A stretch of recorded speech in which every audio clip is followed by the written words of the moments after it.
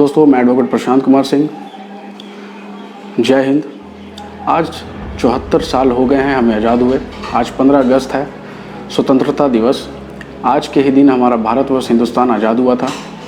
15 अगस्त 1947 को भारतवर्ष हिंदुस्तान तथा पाकिस्तान दो हिस्सों में बंटकर स्वतंत्र हो गया था। 15 अगस्त 1947 को भारत ब्रिटिशों के 200 साल के राज्य को ख़त्म कर आज़ाद हुआ था। 1947 की आज़ादी के बाद अंग्रेज़ों ने बंटवारे का प्रस्ताव रखा और तत्कालीन मौजूदा 565 रियासतों को विकल्प दिया गया कि चाहे तो वो भारत में शामिल हो जाए या पाकिस्तान में मिल जाए या फिर स्वतंत्र रहे। सरदार वल्लभ भाई पटेल ने सभी 565 रियासतों को एक साथ जोड़ना चाहते थे। लेकिन क्या आज़ादी के बाद हमारा भारतवर्ष हिंदुस्तान पूर्ण रूप से आज़ाद हुआ था? आइए जानते हैं इस वीडियो में।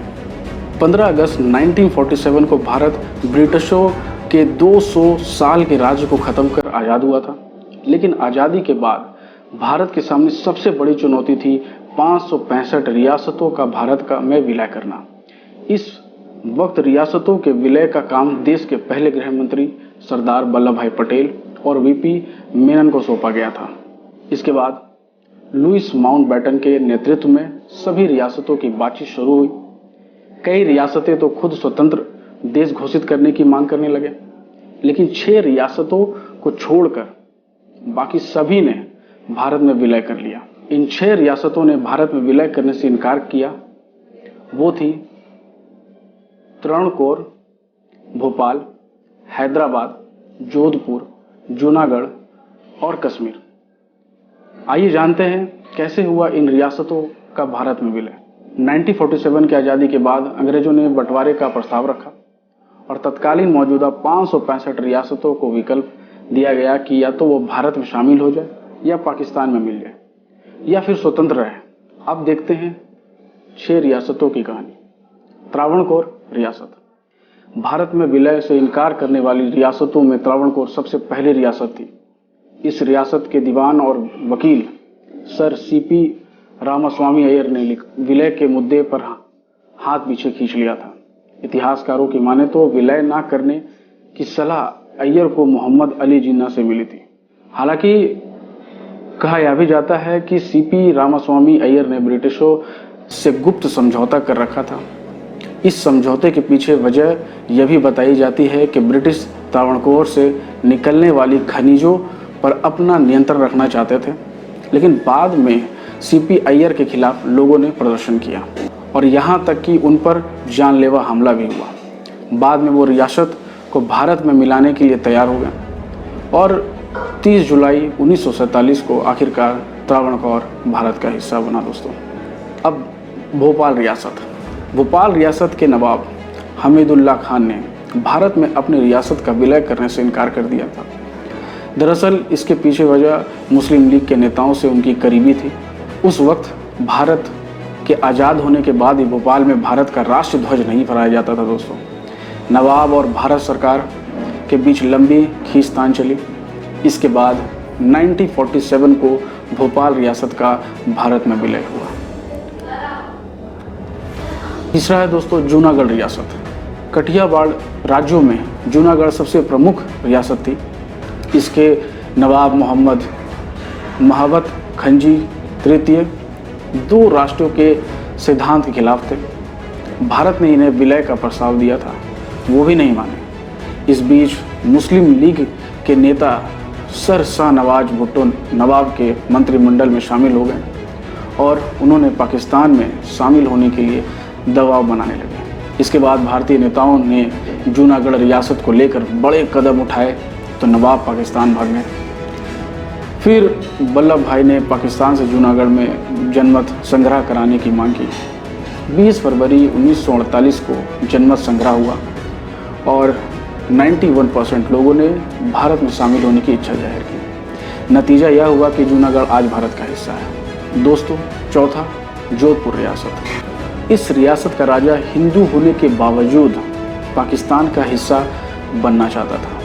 दरअसल जोधपुर के महाराजा हनुमंत सिंह को मोहम्मद अली जिन्ना ने कराची के बंदरगाह पर पूर्ण नियंत्रण देने का लालच दिया था। जब यह बात वल्लभ भाई पटेल को पता लगी तो उन्होंने इसका तोड़ निकाला। उन्होंने जिन्ना से बड़े प्रस्ताव और भारत में रहने के फायदे बताए। यह चाल कामयाब रही और जोधपुर आज भारत का हिस्सा है। 5वां, हैदराबाद रियासत। किसी वक्त दुनिया के सबसे अमीर रियासतों में रही हैदराबाद रियासत का भारत में सबसे मुश्किल हालातों में विलय हुआ था। हैदराबाद रियासत का मध्य भारत के एक बड़े हिस्से पर भी शासन था, जहां के निजाम मीर उस्मान अली चाहते थे कि हैदराबाद को ब्रिटिश कॉमनवेल्थ के तहत एक स्वतंत्र राष्ट्र घोषित किया जाए। माउंटबेटन ने निजाम से साफ कह दिया कि यह संभव नहीं है। उधर जिन्ना निजाम को खुलकर समर्थन कर रहे थे। जून 1948 में माउंटबेटन के पद से इस्तीफा देने के बाद भारत सरकार ने कड़ा कदम उठाया। फिर 13 सितंबर 1948 को भारतीय सेना ऑपरेशन पोलो के तहत हैदराबाद पहुंची। यहाँ 4 दिन के संघर्ष के बाद निजाम ने हथियार डाल दिए। हैदराबाद का भारत में विलय हुआ और निजाम हैदराबाद के राज्यपाल बने। दोस्तों, छठा, कश्मीर। एक ऐसी रियासत जहाँ की बहुसंख्यक जनसंख्या मुस्लिम थी, जबकि राजा हिंदू था। राजा हरि सिंह ने पाकिस्तान या भारत में शामिल होने के लिए विलय पत्र पर कोई निर्णय न लेते हुए मौन स्थिति बनाई रखी।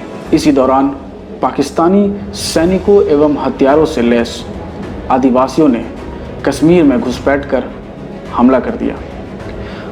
महाराजा ने भारत सरकार से मदद की अपील की। राजा ने शेख अब्दुल्ला को अपने प्रतिनिधि के रूप में सहायता के लिए दिल्ली भेजा। 26 अक्टूबर 1947 को राजा हरि सिंह ने विलय पत्र पर हस्ताक्षर कर दिए। इसके तहत संचार, रक्षा एवं विदेशी मामलों को भारत सरकार के अधिकार क्षेत्र में लाया गया। 5 मार्च 1948 को महाराजा हरि सिंह ने अंतरिम लोकप्रिय सरकार की घोषणा की, जिसके प्रधानमंत्री शेख अब्दुल्ला बने। 1951 में राज्य संविधान सभा निर्वाचित हुई एवं 31 अक्टूबर 1951 में इसकी पहली बार बैठक हुई।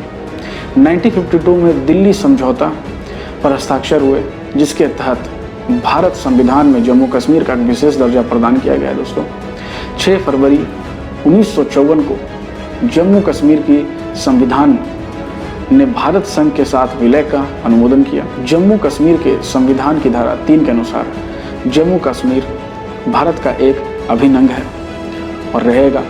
इसी बीच अनुच्छेद 370 भारतीय संविधान के अनुच्छेद 370 के तहत 5 अगस्त 2019 को भारत के राष्ट्रपति ने संवैधानिक आदेश 2019 को उद्घोषणा में की, जिसमें जम्मू कश्मीर को दिए गए विशेष राज्य का दर्जा को खत्म कर दिया गया। दोस्तों, ये था आज़ाद भारत का एकीकरण का एक शॉर्ट में वीडियो। मुझे कमेंट बॉक्स में कमेंट करके ज़रूर बताइएगा कि वीडियो कैसा लगा। मुझे उम्मीद है कि यह वीडियो से आपको बहुत कुछ पता चला होगा। दोस्तों, इस वीडियो को ज़्यादा से ज़्यादा शेयर करें, लाइक करें और लॉ इंटेलिजेंस चैनल को सब्सक्राइब करें। जय हिंद,